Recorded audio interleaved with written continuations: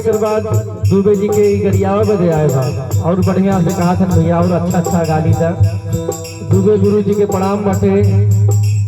कुल ही खेले पड़ेला गुरु जी, और गुरु जी के दिल बहुत बड़ा बा।